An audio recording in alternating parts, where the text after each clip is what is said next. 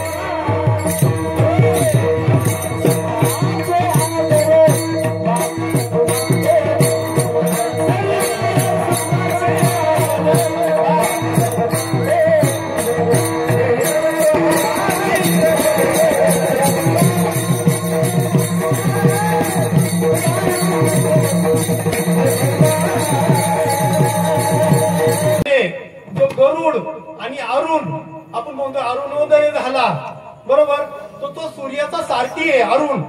त्याला या जल म्हणजे या पृथ्वीच्या भल्या करण्यासाठी उत्पन्न केलं. पण आता ते स्टोरी सांगायला मला एवढा टाइम नाहीये, शॉर्ट मध्ये सांगतो. हे पक्षी आणि अनिले नावाच्या पत्नीपासून वृक्ष आणि वनस्पतीची निर्मिती झाली. अभंगाचे 4थे चरण.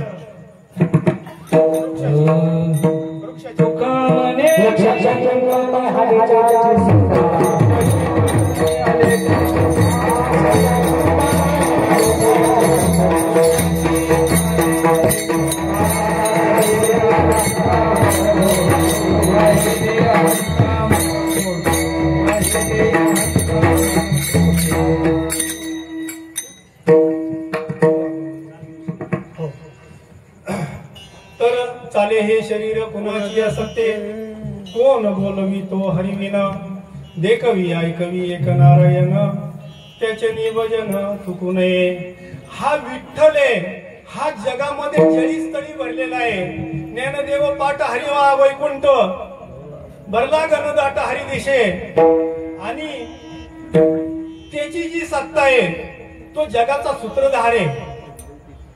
आता आपण मी प्रत्येक कीर्तनामध्ये आहे ना मोक्ष प्राप्ती आणि भगवंतासाठी एक प्रार्थना म्हणत असतो.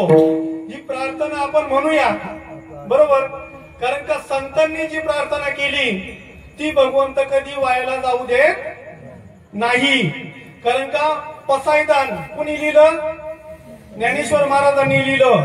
9000 ओव्या लिहिल्या तरी निवृत्ती महाराजांनी सांगितलं या जगासाठी काहीतरी माग. म्हणून मलाही वाटतं तुमच्यासाठी काहीतरी मागावं, म्हणून एक प्रार्थना म्हणून आपण शेवटचं चरण घेऊया.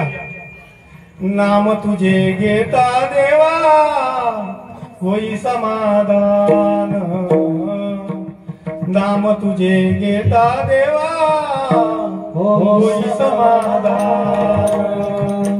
तुझ्या पदी लागो माझे तन मन ध्यान, तुझ्या पदी लागो माझे तन मन ध्यान. नाम तुझे घेता देवा होई समाधान, होई समाधान. सूत्रधार तू विश्वाचा, सूत्रधार तू विश्वाचा. तुझे गुण ज्ञान कालगतीचे फिरविशी, चक्रते महान, चक्रते महान. मिळो मोक्ष तुझ्या नामे, मिळो मोक्ष तुझ्या नामे. देशी आईचे गान नाम तुझे घेता देवा होई समाधान, होई समाधान. अहो तुमची जी अवस्था व्हायला पाहिजे, जे अष्टसात्विक भाव जर झाले. शिवाजी महाराजांनी 12 गुरु केले होते, दत्तांनी 24 गुरु केले होते, तरी अनुभव आला नाही. येते पाहिजे, तुकाराम महाराजांनी सांगितले येते पाहिजे अनुभवाप्रमाणे. शब्दांचे गौरव कामाने, शब्दांचे कल्लोळी ते कामाचे नाही. तुम्हाला मुखी नाम हाती मोक्ष. लगेच तुम्ही मिरची खाली तर तिखट कधी उद्या लागेल का? कधी लागेल?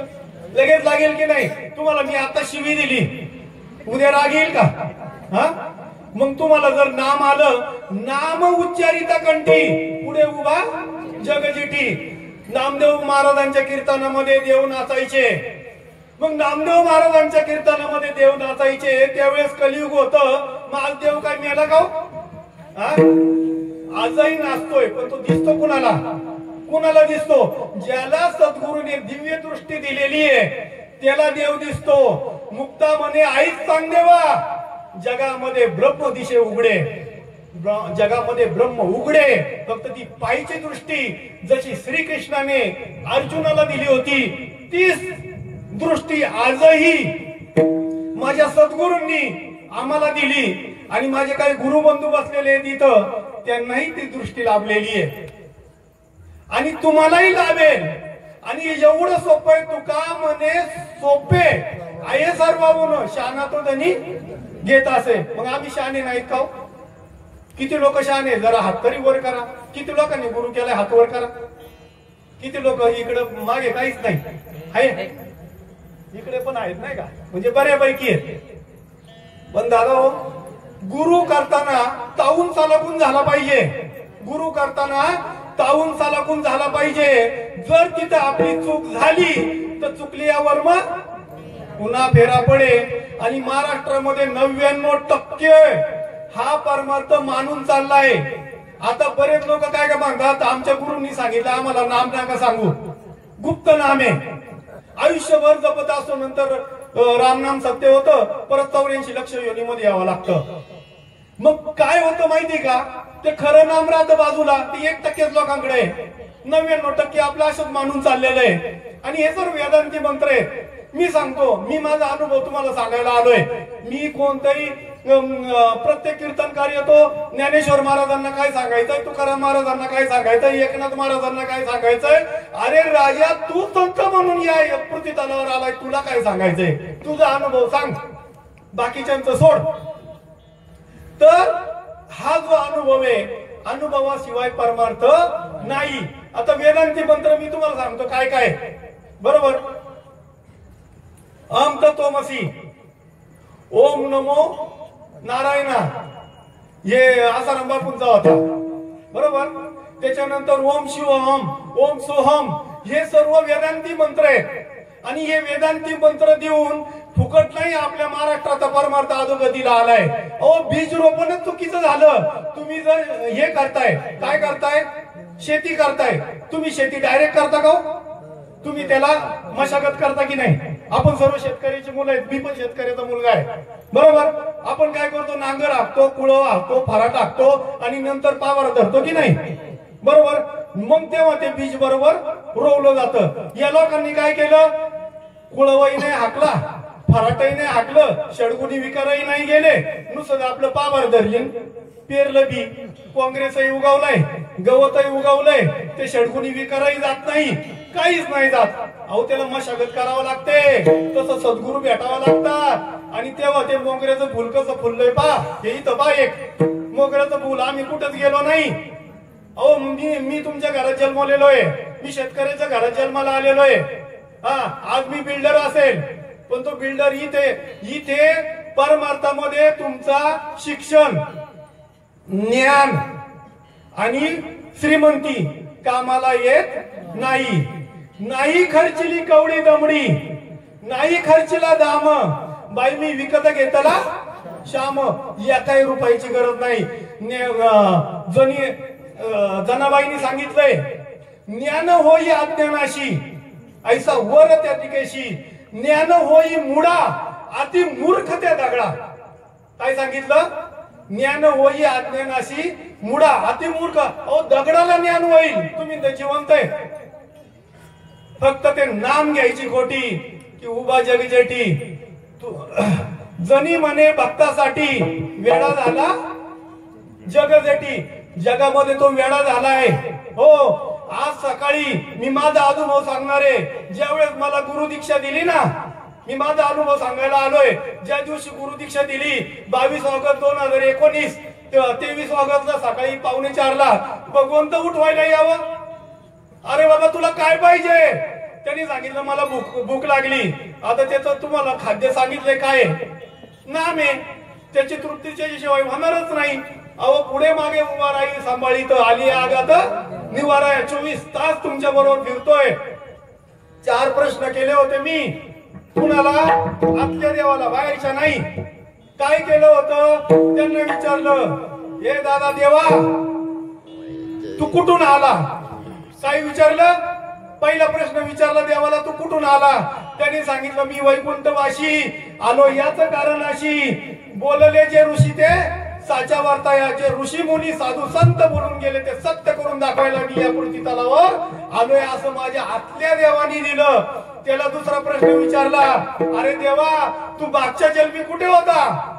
त्याने सांगितलं, ज्ञानदेव चित्ते हरिपाठने मागली या जन्ममुक्त झालो, मागच्या जन्मात मुक्त झालो म्हणून संत म्हणून या पृथ्वी तलावर आलो. तिसरा प्रश्न विचारला, तू इथं कशासाठी आला? कशासाठी आलाय? धर्माचे पालन करणे, पाखंड खंडन हेच आम्हा करणे काम, संत चरणी बीज वाढवावे नाम.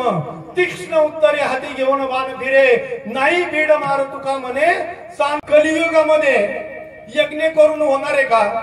हा? आणि जगा माझी कोटी, जप तपे व्रते मोठी, येथे भव ताप कैक.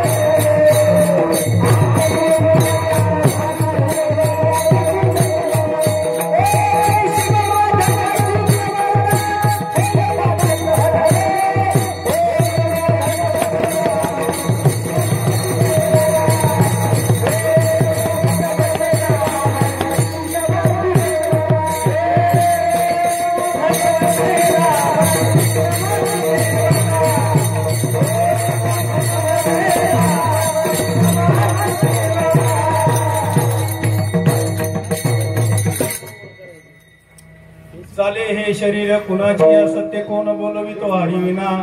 देखवी ऐकवी एक नारायण त्याचे निभजन चुकू नये. आपण शरीराबद्दल घेतलाय तर आपण शरीराबद्दल जाणणार आहे. या शरीरामध्ये आहे तरी काय? या शरीरामध्ये काय आहे ते मी आज तुम्हाला सांगणार आहे. हे शरीरामध्ये तुम्ही मला सांगा, या जगाचा मालक बसलाय, या हृदयस्थ विटेवर तो जगाचा मालक बसलाय आणि समोरून 94,000 बिबा आणि चंद्रभागा वाहत आहेत. बरोबर. आता देव तुम्ही सांगा, देव एक की अनेक? सांगा, देव एक की अनेक? एक. बरोबर. एक हरी आत्मा जीव शिव सम, वायातू दुर्गम न घाली मन. ज्ञानदेव प्रमाण आत्मा हा निदान, सर्वांगटी पूर्ण एक नांदे. सर्वांगटी राम देहा देई एक, सूर्यप्रकाशक सत्र. जसा सूर्य एक आहे आणि त्याची किरण आहेत, तसं देव पण एकच आहे. आणि आपल्याला त्या एका देवाची आज पूजा करायची.